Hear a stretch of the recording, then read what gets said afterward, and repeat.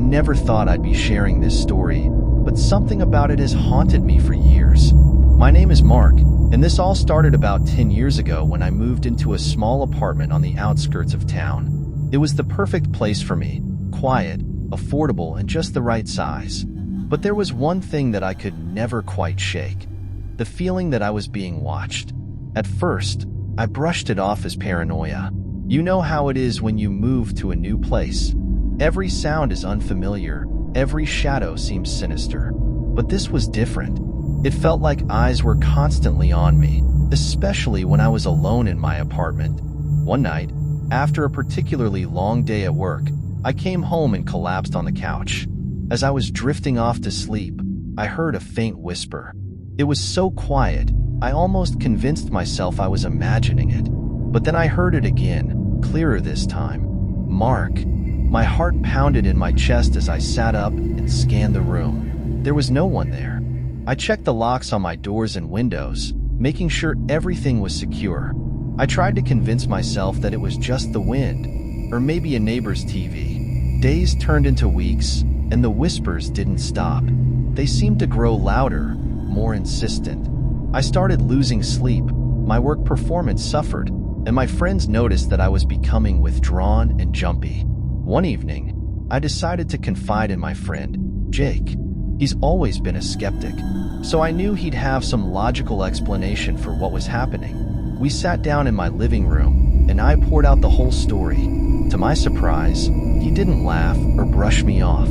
Instead, he suggested we set up some cameras around the apartment to see if we could catch anything unusual.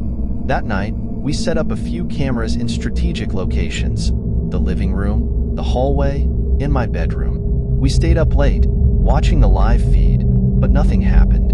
Eventually, Jake went home, and I tried to get some sleep, feeling slightly reassured. The next morning, I reviewed the footage. Most of it was just me tossing and turning in bed, but around 3 a.m., something strange happened. In the hallway camera, there was a brief moment of static, followed by a dark figure moving across the screen. It was only visible for a few seconds, but it was enough to send chills down my spine. I showed the footage to Jake, and he couldn't believe his eyes. We decided to do some research on the building, hoping to find some explanation. It turned out that my apartment had a dark history. The previous tenant, a woman named Sarah, had gone missing under mysterious circumstances. Her disappearance was never solved, and some people believe that her spirit still lingered in the building. Armed with this information, Jake and I decided to conduct a seance. I know it sounds crazy, but we were desperate for answers. We gathered in my living room, lit some candles, and started calling out to Sarah. At first, nothing happened. Then, the temperature in the room dropped suddenly, and we heard a faint whisper. It was the same voice that had been haunting me. "Help me." We asked Sarah what she needed, and the response was chilling. Through a series of whispers and flickering lights, we pieced together her story. She had been murdered by her abusive boyfriend, who then hid her body somewhere in the building. She wanted us to find her remains and give her a proper burial. Jake and I decided to search the apartment thoroughly. In the corner of my bedroom, we found a loose floorboard. Underneath it, wrapped in an old blanket, were human bones. We called the police, and after a thorough investigation, they confirmed that the remains belonged to Sarah. Her boyfriend was eventually caught and brought to justice. After Sarah's remains were properly buried, the whispers stopped. My apartment no longer felt oppressive, and I could finally sleep through the night. I wish I could say that was the end of it, that Sarah's spirit was at peace and life returned to normal. But the truth is, her presence left a mark, not just on the apartment, but on me as well. A few months after the incident, I started noticing small things around the apartment. Items would be moved from where I left them. Doors I was sure I'd closed would be slightly ajar, and the whispers, they began again, but they were different. This time, it wasn't Sarah's voice. It was a man's voice, low, menacing, filled with anger. "You shouldn't have meddled." My first instinct was to ignore it, hoping it was just residual paranoia. But the voice grew more persistent.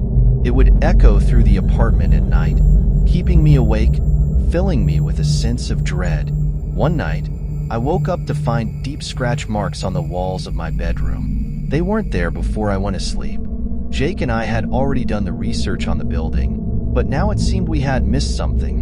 We dug deeper into the history and found out that Sarah's boyfriend, the one who had killed her, had died in prison. According to some reports, he had always maintained that he was innocent, that Sarah's death had been an accident.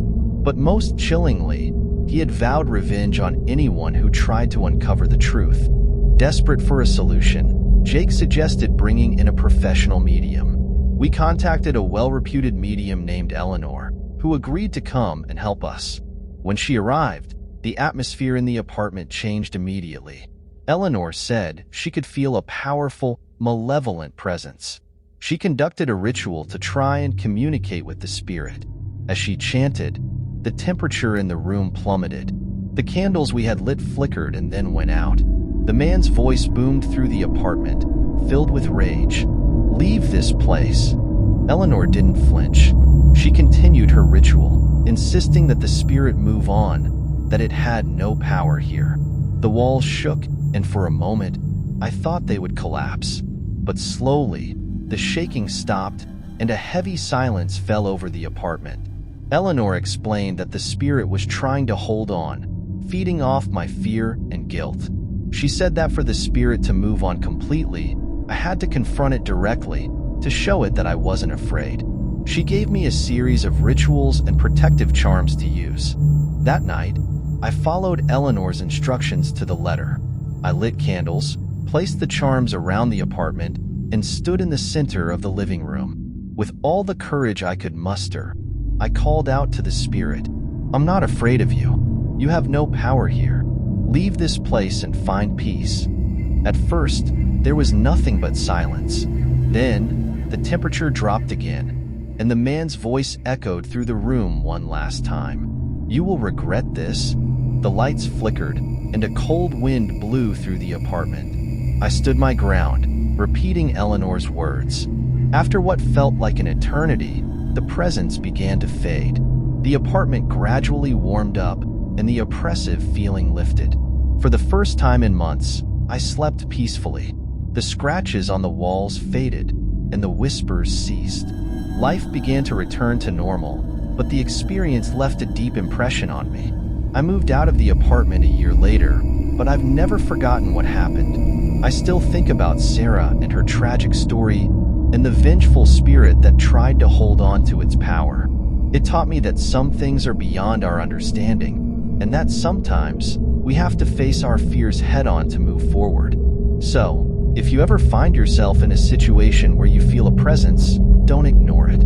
Sometimes, the past needs to be confronted for the future to be peaceful.